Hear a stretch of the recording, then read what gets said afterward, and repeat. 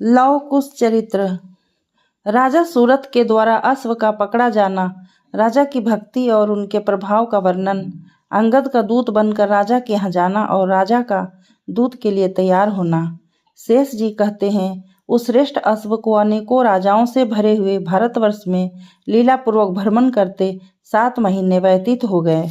उसने हिमालय के निकट बहुत से देशों में विचरण किया, किंतु श्री रामचंद्र जी के बल का स्मरण करके कोई उसे पकड़ न सका। अंग वंग और कलिंग देश के राजाओं ने तो उस अश्व का भली भांति स्तवन किया। वहां से आगे बढ़ने पर वह राजा सूरत के मनोहर नगर में पहुंचा, जो अदिति का कुंडल गिरने के कारण कुंडल के ही नाम से प्रसिद्ध था। वहां के लोग कभी धर्म का उल्लंघन नहीं करते थे। वहां की जनता प्रतिदिन प्रेम पूर्वक श्री रामचंद्र जी का स्मरण किया करती थी। उस नगर के मनुष्य नित्य प्रति अश्वत्थ और तुलसी की पूजा करते थे। वे सब के सब श्री रघुनाथ जी के सेवक थे, पाप से कोसों दूर रहते थे। वहां के सुंदर देवालयों में श्री रघुनाथ जी की प्रतिमा शोभा पाती थी तथा कपट रहित शुद्ध चित्त वाले नगर निवासी प्रतिदिन वहां जाकर भगवान की पूजा करते थे। उनकी जिह्वा पर केवल भगवान का नाम शोभा पाता था, झगड़े फसाद की चर्चा नहीं। उनके हृदय में भगवान का ही ध्यान होता, कामना या फल की स्मृति नहीं होती थी। वहां के सभी देहधारी पवित्र थे।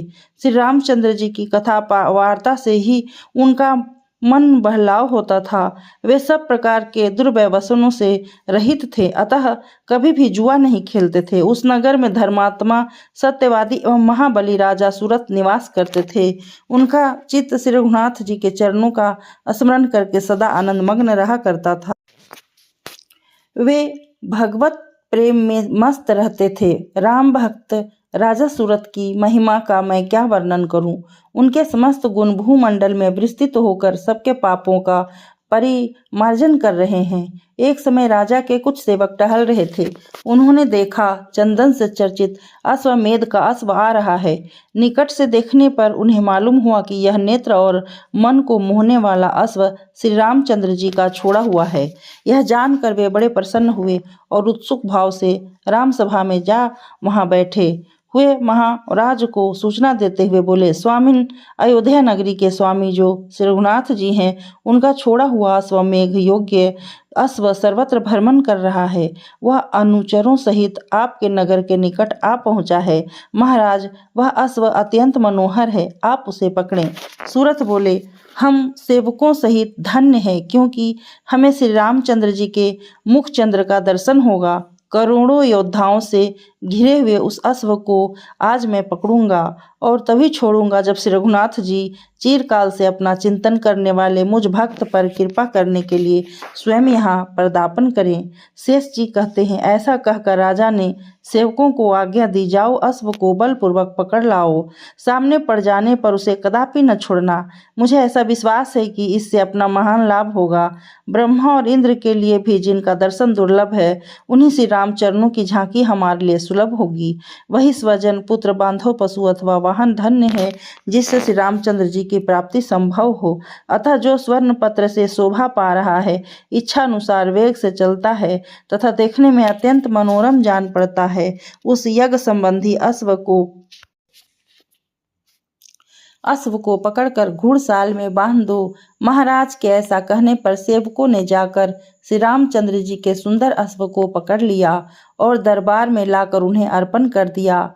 वात्स्यायन जी, आप एकाग्रचित होकर सुने। राजा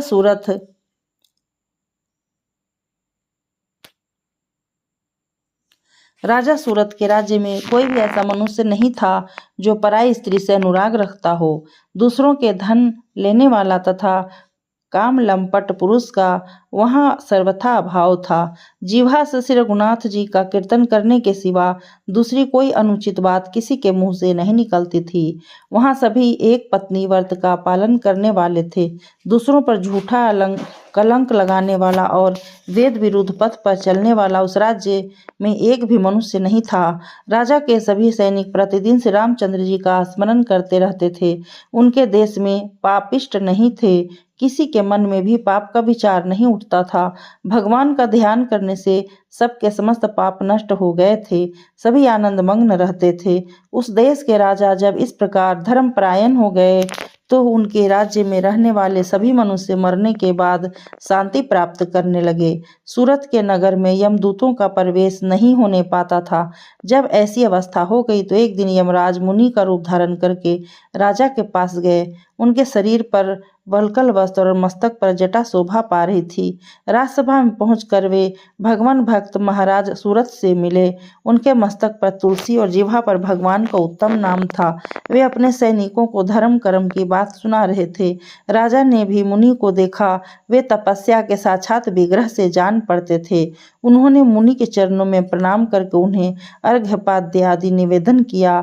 तत्पश्चात जब वे सुखपूर्वक आसन पर विराजमान हो विश्राम कर चुके तब राजाओं में अग्रण्य सूरत ने उनसे कहा, मुनिवर, आज मेरा जीवन धन्य है, आज मेरा घर धन्य हो गया। आप मुझे श्री रघुनाथ जी की उत्तम कथाएं सुनाइए, जिन्हें सुनने वाले मनुष्यों का पद पद पर पाप नाश होता है।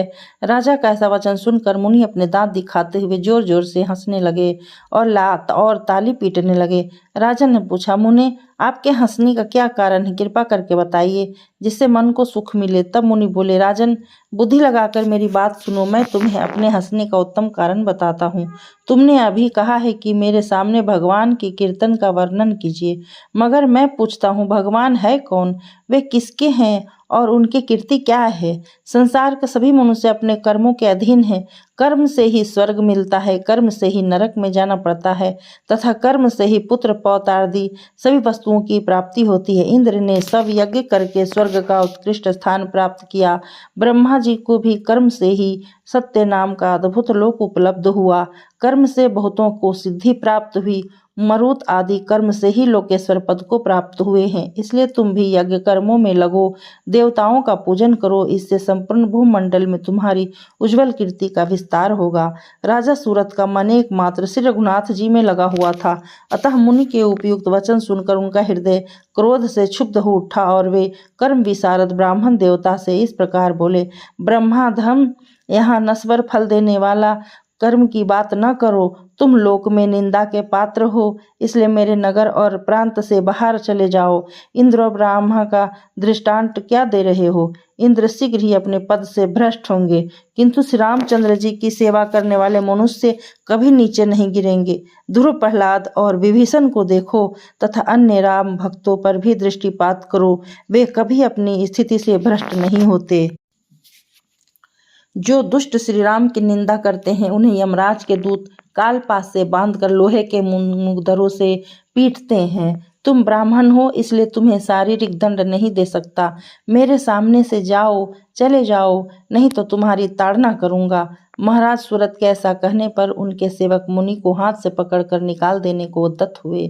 तब यमराज ने अपना विश्व वंदित रूप धारण करके राजा से कहा, श्री राम भक्त, मैं तुम पर बहुत प्रसन्न हूँ। तुम्हारी जो इच्छा हो मांगो। सुवर्त, मैंने बहुत सी बातें बनाकर तुम्हें प्रलोभन में डालने का प्रयत्न किया, किंतु तुम श्री रामचंद्र जी के सेवा से विचलित नहीं हुए।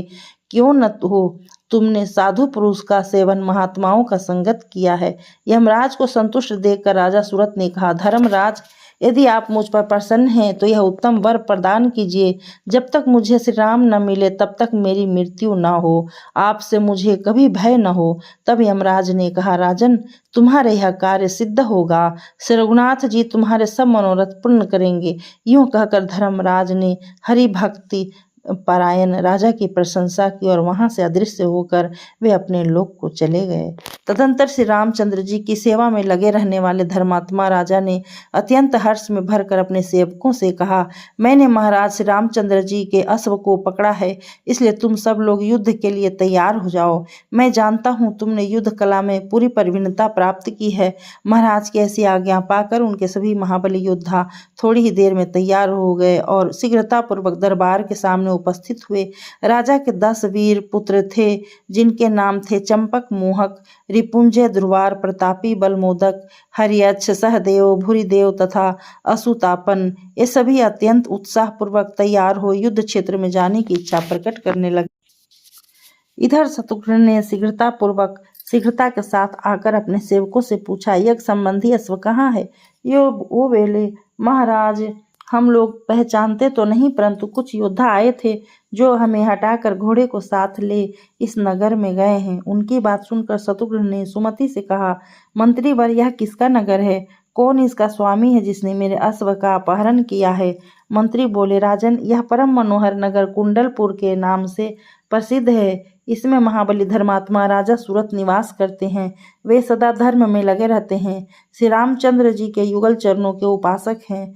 श्री हनुमान जी की भांति ये भी मन, वाणी और क्रिया द्वारा भगवान की सेवा में तत्पर रहते हैं।